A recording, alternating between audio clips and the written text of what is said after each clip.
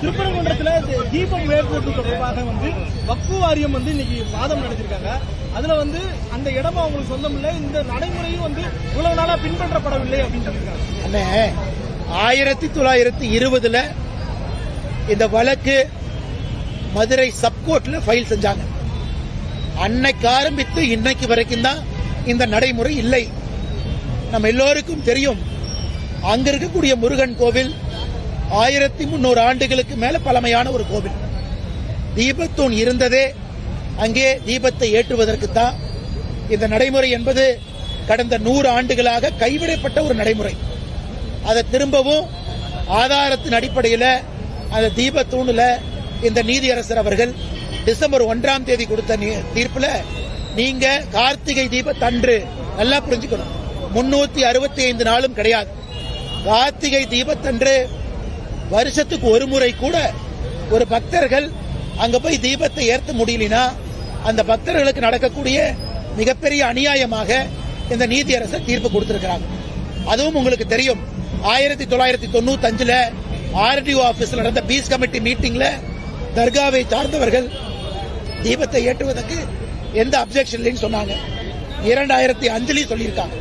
அப்படி இருக்கும் பொழுது தர்காவை வேண்டுமென்றே தூண்டிவிட்டு திராவிட முன்னேற்ற கழகத்தினுடைய ஆட்சியாளர்கள் இன்னைக்கு இந்த டிராமாவை பண்றாங்க.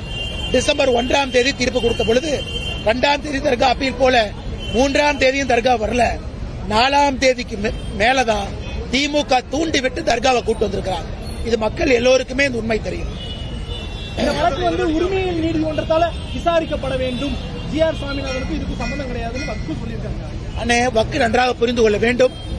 இதற்கு முன்பு நீதியரசர்கள் முன்பு அந்த பெட்டிஷன் மலையினுடைய உச்சியில தீபத்தை ஏற்றணும். நீதியரசர் ஜி.ஆர். சுவாமிநாதன் தீர்ப்பு கொடுத்திருக்காரு.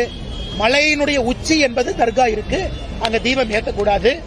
அந்த உச்சியிலிருந்து கீழே 50 மீட்டர் தொலைவில் தூரத்தில் இருக்கக்கூடிய இந்த தீபத்தூணில் தீபத்தை ஏற்றனால யாருக்கும் பிரச்சனை இல்லை. அதே நேரத்தில் தீபத்தூண் என்பது கோவிலுக்கு சொந்தம் என்று சொல்லும் பொழுது தர்காவுக்கு எங்கிருந்து பிரச்சனை? தர்காவுக்கு பிரச்சனையே இல்ல.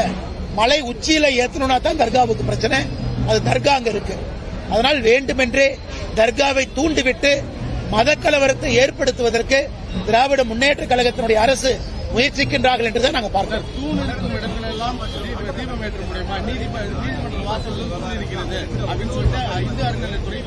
அண்ணா, இங்கே தூண் இருக்கு, அங்கே தூண் இருக்கு. நாம் கேட்பது தீபத்தூண். நாம் கேட்பது விளக்கு ஏற்றுவதற்காக இருக்கக்கூடிய தூண். அந்த தூண் தீபத்தூண் மேல 2 லிட்டர் அளவுக்கு மேல நெய் ஊத்தலாம். எத்தனையோ பண்டைய சமீப தமிழ் இலக்கணத்துல தீபத்தூணை பத்தி எழுதியிருக்கிறாங்க. உச்சி பிள்ளையார் கோவில் தூணை பத்தி எழுதியிருக்காங்க. அதற்கான வரலாற்று சான்று இருக்கு. அப்படி இருக்கும் பொழுது எல்லா தீபத்திலும் ஏற்ற வேண்டும் என்று கேட்கவில்லை, தீபத்தூணில் ஏற்ற வேண்டும் என்று கேட்டிருக்கின்றார்கள்.